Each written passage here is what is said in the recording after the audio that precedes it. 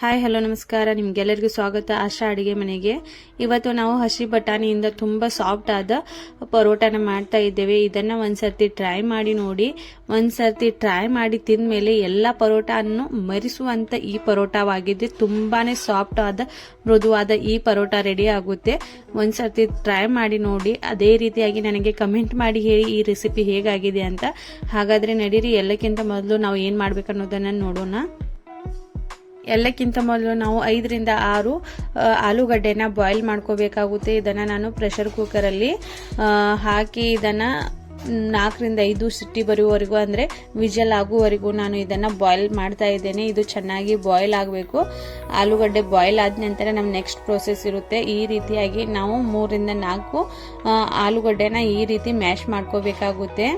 ಇಲ್ಲಿ ನೀವು ಆಲೂಗಡ್ಡೆನ ಕೈಯಿಂದ ಕೂಡ ಮ್ಯಾಶ್ ಮಾಡಬಹುದು. ಈ ರೀತಿಯಾಗಿ ಚೆನ್ನಾಗಿ ನೀವು ಈ ರೀತಿಯಾಗಿ ಗ್ರೇಟ್ ಮಾಡಿದ ನಂತರ ಆಲೂಗಡ್ಡೆನ ನೋಡಿ ನೆಕ್ಸ್ಟ್ ನಮ್ಮ ಪ್ರೋಸೆಸ್ ಬರುತ್ತೆ. ಇದರಲ್ಲಿ ನಾನು ಎಲ್ಲಕ್ಕಿಂತ ಮೊದಲು ರುಚಿಗೆ ತಕ್ಕಷ್ಟು ಉಪ್ಪನ್ನ ಹಾಕ್ತಾ ಇದ್ದೇನೆ.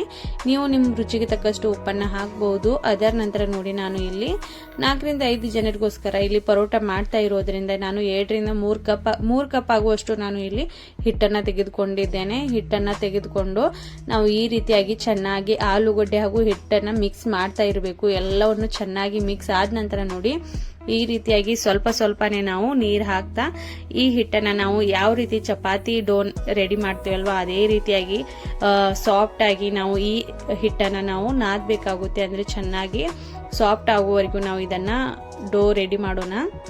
ಈ ಹಿಟ್ಟಲ್ಲಿ ನೋಡಿ ನಾವು ಆಲೂಗಡ್ಡೆ ಹಾಕಿರೋದ್ರಿಂದ ಈ ಪರೋಟ ತುಂಬಾನೇ ಸಾಫ್ಟ್ ಹಾಗೂ ಬಾಯಲ್ಲಿ ಇಟ್ಟರೆ ಕರಗುವಂತ ಪರೋಟ ಆಗಿರುತ್ತೆ. ಒಂದ್ಸರ್ತಿ ಟ್ರೈ ಮಾಡಿ, ಇದರ ರುಚಿನೇ ಬೇರೆ ಇರುತ್ತೆ. ಅಷ್ಟು ಸಾಫ್ಟ್ ಆಗಿ ತಿಂದ ಮೇಲೆ ಕೂಡ ಅಷ್ಟೇ ಬಾಯಲ್ಲಿ ರುಚಿಕರವಾಗಿ ಈ ಪರೋಟ ರೆಡಿ ಆಗುತ್ತೆ. ಅದರ ನಂತರ ನೋಡಿ ಈ ರೀತಿಯಾಗಿ ಡೋ ರೆಡಿ ಮಾಡಿ ನಾನು 10 ರಿಂದ 15 ನಿಮಿಷವರೆಗೂ ಸಾಫ್ಟ್ ಆಗ್ಲಿಕ್ಕೆ ಇಟ್ಟಿದ್ದೇನೆ. ಅದರ ನಂತರ ನೋಡಿ ನಾವು ಎಲ್ಲಕ್ಕಿಂತ ಮೊದಲು ಒಂದು ಮಿಕ್ಸಿ ಜಾರ್ನಲ್ಲಿ ಹಸಿ ಬಟಾಣಿನ ನಾನು 2 ಕಪ್ ಅಷ್ಟು ತೆಗೆದುಕೊಂಡಿದ್ದೇನೆ.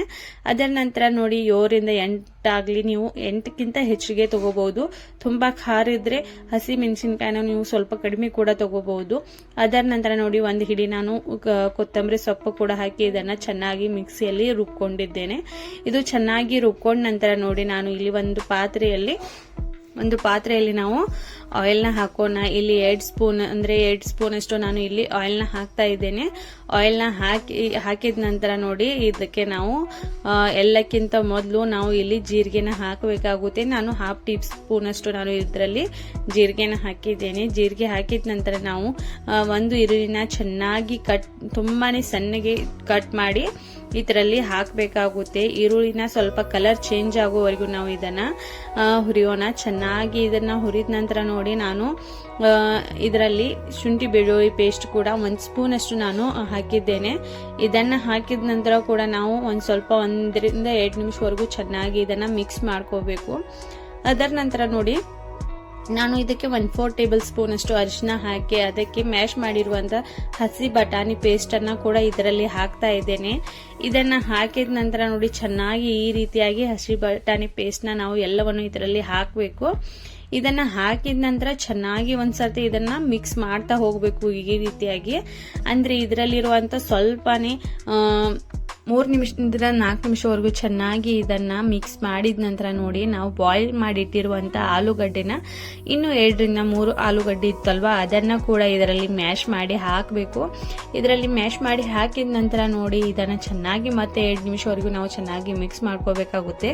ಅದರ ನಂತರ ನೋಡಿ ನಾನು ಇದಕ್ಕೆ 1/2 ಟೇಬಲ್ ಸ್ಪೂನ್ ಅಷ್ಟು ಧನಿಯಾ ಪೌಡರ್ ಅಂದ್ರೆ ಕೊತ್ತಂಬರಿ ಕಾಳಿನ ಪುಡಿ ಹಾಕ್ತಾ ಇದ್ದೇನೆ. 1/2 ಟೇಬಲ್ ಸ್ಪೂನ್ ನಾನು ಜೀರಾ ಪೌಡರ್ ಹಾಕಿದ್ದೇನೆ. ಅದರ ನಂತರ ನಾವು 1 ಸ್ಪೂನ್ ಅಷ್ಟು ನಾವು ರುಚಿಗೆ ತಕ್ಕಷ್ಟು ನೀವು ಉಪ್ಪನ್ನ ಹಾಕಬಹುದು. ನಾನು ಇಲ್ಲಿ 1 ಸ್ಪೂನ್ ಅಷ್ಟು ಹಾಕಿದ್ದೇನೆ.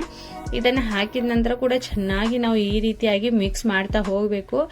ಈ ರೀತಿಯಾಗಿ ಚೆನ್ನಾಗಿ ಮಿಕ್ಸ್ ಮಾಡಿದ ನಂತರ ನೋಡಿ ಸ್ವಲ್ಪನೇ ಥಿಕ್ ಆಗಿರಬೇಕು ಈ ಬ್ಯಾಟರ್. ಅಲ್ಲಿವರೆಗೂ ನಾವು ಈ ರೀತಿಯಾಗಿ ಕಂಟಿನ್ಯೂಸ್ ಆಗಿ ಈ ರೀತಿಯಾಗಿ ತಿರುಗ್ತಾ ಇರಬೇಕು. ನೋಡಿ ಸ್ವಲ್ಪನೇ ಗಟ್ಟಿ ಆದ ನಂತರ ಅದನ್ನ ನಾರ್ಮಲ್ ಟೆಂಪರೇಚರ್ ಬರ್ಲಿಕ್ಕೆ ಇಡಬೇಕಾಗುತ್ತೆ. ಅಂದ್ರೆ ಸ್ವಲ್ಪನೇ ತಣ್ಣಗೆ ಆಗ್ಲಿಕ್ಕೆ ಬಿಡಬೇಕಾಗುತ್ತೆ. ಅಲ್ಲಿವರೆಗೂ ನಾವು ಇಲ್ಲಿ ಉಳ್ಳಿನ ರೆಡಿ ಮಾಡ್ಕೊಳ್ಳೋಣ. ನಾವು ಯಾವ ರೀತಿ ಚಪಾತಿ ಉಳ್ಳಿನ ಮೀಡಿಯಂ ಸೈಜ್ ಅಲ್ಲಿ ರೆಡಿ ಮಾಡ್ಕೋತೇವಲ್ವಾ ಅದೇ ಸೈಜ್ ಅಲ್ಲಿ ನಾವು ಇಲ್ಲಿ ಉಳ್ಳಿನ ರೆಡಿ ಮಾಡ್ಕೋಬೇಕು. ಅದರ ನಂತರ ನೋಡಿ ಈ ರೀತಿಯಾಗಿ ನಾವು ಇದನ್ನ ಸ್ವಲ್ಪನೇ ಸಣ್ಣ ಸೈಜಲ್ಲಿ ಈ ರೀತಿಯಾಗಿ ಲಟಿಸಬೇಕಾಗುತ್ತೆ. ಈ ರೀತಿಯಾಗಿ ಲಟಿಸಿದ ನಂತರ ನೋಡಿ ಹಸಿ ಬಟಾಣಿ ಬ್ಯಾಟರ್ ಅಂದ್ರೆ ನಾವು ಒಳಗೆ ಹಾಕುವಂತ ಸ್ಟಫಿಂಗ್ ರೆಡಿ ಮಾಡಿ ಇಟ್ಟಿದ್ವಿ ಅಲ್ವಾ, ಆ ಸ್ಟಫಿಂಗ್ ನ ಹಾಕಿ ನಾವು ಈ ರೀತಿಯಾಗಿ ಚೆನ್ನಾಗಿ ಫೋಲ್ಡ್ ಮಾಡಬೇಕಾಗಿರುತ್ತೆ. ಈ ರೀತಿಯಾಗಿ ಚೆನ್ನಾಗಿ ಫೋಲ್ಡ್ ಮಾಡಿ ನಾವು ಇದನ್ನ ಈ ರೀತಿಯಾಗಿ ಚೆನ್ನಾಗಿ ಲಟ್ಟಿಸ್ತಾ ಹೋಗ್ಬೇಕು. ಚೆನ್ನಾಗಿ ಲಟ್ಟಿಸೋದ್ರಿಂದ ನೋಡಿ ಇದು ತುಂಬಾನೇ ತಿಳು ಕೂಡ ಆಗಿರಬಾರ್ದು, ಸ್ವಲ್ಪ ಥಿಕ್ ಅಂದ್ರೆ ಸ್ವಲ್ಪನೇ ದಪ್ಪಗೆ ಇರಬೇಕು. ತುಂಬಾ ತಿಳು ಆಗುವುದರಿಂದ ಇದ್ರ ಒಳಗೆ ಇರುವ ಬೇಟರ್ ಎಲ್ಲವನ್ನು ಹೊರಗೆ ಬರುತ್ತೆ. ಅದಕ್ಕೋಸ್ಕರ ನಾವು ನೋಡಿ ಸ್ವಲ್ಪನೇ ಈ ರೀತಿಯಾಗಿ ಮೀಡಿಯಂ ಸೈಜ್ ಅಲ್ಲಿ ಇದನ್ನ ಲಟ್ಸಿದ್ದೇನೆ. ಅದರ ನಂತರ ನಾವು ಚಪಾತಿ ತವೆನ ನಾವು ಗರಂ ಮಾಡ್ಲಿಕ್ಕೆ ಇಟ್ಟಿದ್ದೇನೆ. ಚಪಾತಿ ತವೆ ಗರಂ ಆದ ನಂತರ ಬಿಸಿ ಆದ ನಂತರ ನೋಡಿ ಇದಕ್ಕೆ ನಾವು ಪರೋಟಾನ ಹಾಕಿ ಚೆನ್ನಾಗಿ 2 ಸೈಡ್ದಿಂದ ನಾವು ಆಯಿಲ್ನ ಹಾಕಿ ಇದನ್ನ ಚೆನ್ನಾಗಿ ಬೇಯಿಸಬೇಕಾಗುತ್ತೆ. ಇದನ್ನ ಬೇಯಿಸುವಾಗ ನಾವು ಚೆನ್ನಾಗಿ ಒಂದು ಸ್ವಲ್ಪನೇ ಹೆಚ್ಚಿಗೆ ಹೊತ್ತು ಬಿಟ್ಟು ಇದನ್ನ 2 ಕಡೆಯಿಂದ ಚೆನ್ನಾಗಿ ಬೇಯಿಸಬೇಕಾಗುತ್ತೆ. ಇಲ್ಲಾಂದ್ರೆ ಸ್ವಲ್ಪ ಕೂಡ ಇದು ಹಸಿ ಹಾಕಿದ್ರೆ ತಿನ್ಲಿಕ್ಕೆ ಆ ಟೇಸ್ಟ್ ಬರೋದಿಲ್ಲ. ಅದ್ರಗೋಸ್ಕರ ನೋಡಿ ನಾವು 2 ಸೈಡ್ ಅಲ್ಲಿ ಚೆನ್ನಾಗಿ ಇದನ್ನ ಬೇಯಿಸ್ತಾ ಹೋಗ್ಬೇಕು. ಇದೇ ರೀತಿಯಾಗಿ ನಾನು ಮತ್ತೊಂದು ಪರೋಟ ಕೂಡ ಬೇಯಿಸ್ತಾ ಇದ್ದೇನೆ. ಇಲ್ಲಿ ನೋಡಬಹುದು 2 ಸೈಡ್ ದಿಂದ ಚೆನ್ನಾಗಿ ಇದು ಬೇಯ್ತಾ ಇದೆ. ಈ ರೀತಿಯಾಗಿ ಚೆನ್ನಾಗಿ ಬೆಂದ ನಂತರ ನಾವು ಈ ಪರೋಟಾನ ತೆಗಿಬೇಕು. ತುಂಬಾನೇ ಈಸಿಯಾಗಿ ತುಂಬಾನೇ ಸಾಫ್ಟ್ ಆದ ಮೃದುವಾದ ಈ ಪರೋಟ ಎಲ್ಲ ಪರೋಟವನ್ನು ಮರಿಸುವಂತ ಪರೋಟ ಆಗಿದೆ. ಇದು ಅಷ್ಟು ಸಾಫ್ಟ್ ಆಗಿ ಅಷ್ಟು ಮೃದುವಾಗಿ ಅಷ್ಟೇ ಟೇಸ್ಟಿ ಕೂಡ ಆಗಿದೆ. ಒಂದ್ಸರ್ತಿ ಟ್ರೈ ಮಾಡಿ. ಬಟಾಣಿ ಸೀಸನ್ ಮುಗಿಯೋಕ್ಕಿಂತ ಮುಂಚೆ ಒಂದ್ಸರ್ತಿ ಟ್ರೈ ಮಾಡಿ ನೋಡಿ. ಈ ಟೇಸ್ಟ್ ನಿಮಗೆ ಯಾವುದು ಪರೋಟಾದಲ್ಲಿ ಸಿಗೋದಿಲ್ಲ ಅನ್ಸುತ್ತೆ, ಅಷ್ಟು ಸಾಫ್ಟ್ ಆಗಿರುತ್ತೆ. ವಿಡಿಯೋ ಇಷ್ಟವಾದರೆ ಲೈಕ್ ಮಾಡಿ, ಶೇರ್ ಮಾಡಿ, ಸಬ್ಸ್ಕ್ರೈಬ್ ಮಾಡೋದನ್ನ ಮರಿಬೇಡಿ. Thanks for watching this video. Thank you so much. ಇದೇ ರೀತಿಯಾದ ಹೊಸ ಹೊಸ ರೆಸಿಪಿಗಳಿಗೋಸ್ಕರ ನನ್ನ ಚಾನೆಲ್ನ ಎಲ್ಲಕ್ಕಿಂತ ಮೊದಲು ಸಬ್ಸ್ಕ್ರೈಬ್ ಮಾಡಿ. Thank you so much.